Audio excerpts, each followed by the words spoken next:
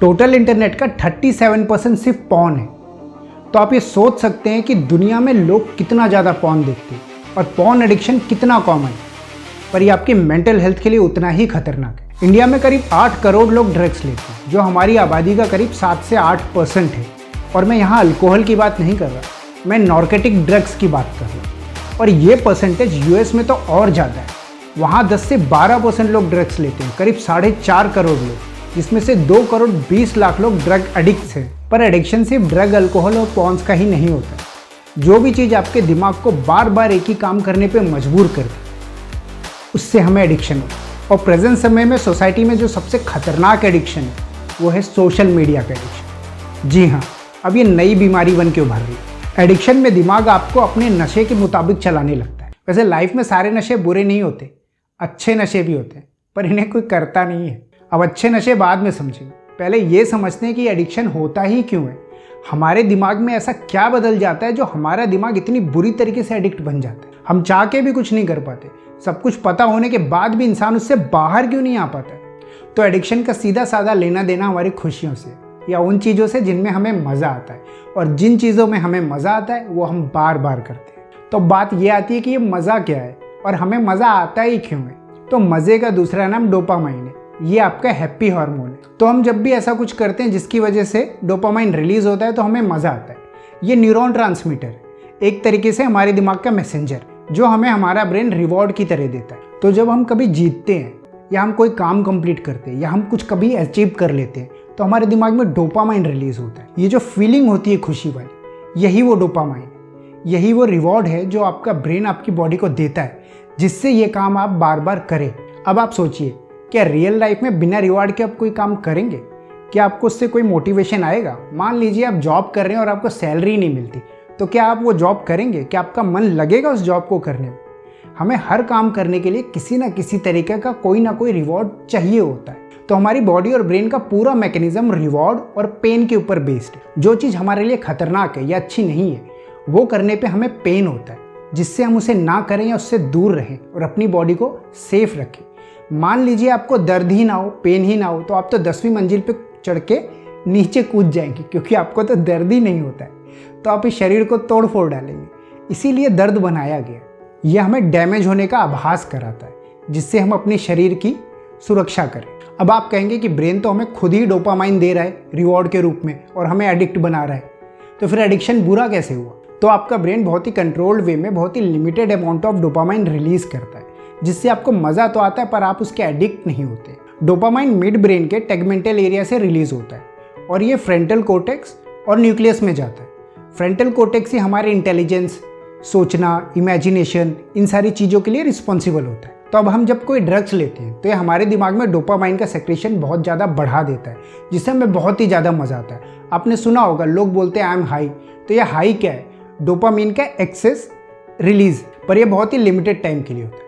जैसे ही आपका नशा उतरता है आप बहुत ही लो फील करने लगते हैं और डिप्रेशन की तरफ जाने लगते हैं। इसीलिए आपका दिमाग बार बार आपको मजबूर करता है कि आप ये वाला ड्रग्स फिर से लें, जिससे उसे वो डोपामाइन मिल सके। डोपामाइन एक तरीके से दिमाग का नशा है। आपका दिमाग भी नशेड़ी है, वो डोपामाइन का नशा करता है। और जब आप बार बार ड्रग्स लेते हैं तो आपको उतने डोपामाइन से मज़ा नहीं आता, तो आपको और ज़्यादा ड्रग्स लेना पड़ता है, जिससे और ज़्यादा डोपामाइन रिलीज हो, तब आपको जाके उतना मज़ा आएगा।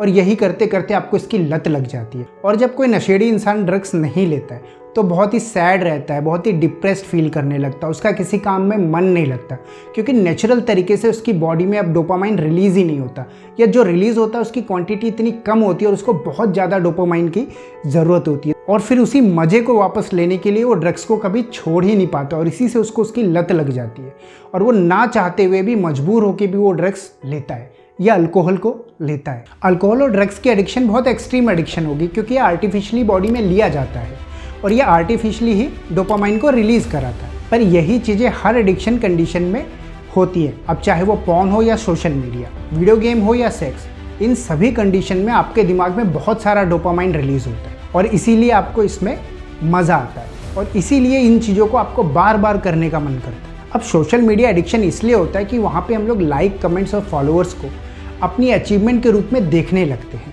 हम उसको अपनी खुशी और अपनी सक्सेस से जोड़ देते हैं आपके साथ ऐसा बहुत बार होता होगा कि आप सोशल मीडिया खोल के रील्स या कोई भी चीज़ स्क्रॉल करते रहते हो, लेकिन आपको मज़ा नहीं आ रहा होता है। इसके बाद भी आप वो चीज़ कंटिन्यूस घंटों तक करते रहते हो, क्योंकि आपका दिमाग आपसे वो चीज़ ज़बरदस्ती कराता है।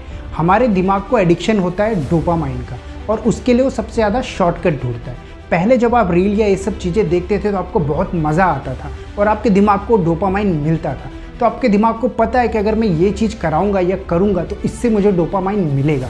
तो भले चाहे अब उसको मज़ा नहीं आ रहा हो, पर डोपामाइन आपको मजबूर कर देगा वो काम करने पे। और इसीलिए सोशल मीडिया एडिक्शन इतना कॉमन हो गया है। लोग 8-8, 9-9 घंटे अपने दिन के सोशल मीडिया पे बिताते हैं। तो अब इसका सोल्यूशन क्या है कि हमें मज़ा भी आए और लत भी न लगे? क्या हमें अच्छी चीज़ों का एडिक्शन नहीं हो सकता है? तो इसका जवाब है कि बिल्कुल हो सकता है। बस आपको अपने दिमाग को उस तरीके से ट्रेंड करना होगा। सबसे पहले तो आपको शॉर्टकट्स नहीं लेने डोपामाइन के लिए, जैसे ड्रग्स, अल्कोहल, इन चीज़ों को बिल्कुल नहीं लेना है। अब बात आती है सोशल मीडिया, गेम, पॉन्स, तो इन चीज़ों को आपको कंट्रोल या लिमिटेड अमाउंट में लेना है। इसको आपको अपनी बॉडी को या अपने दिमाग को एज ए रिवॉर्ड देना है।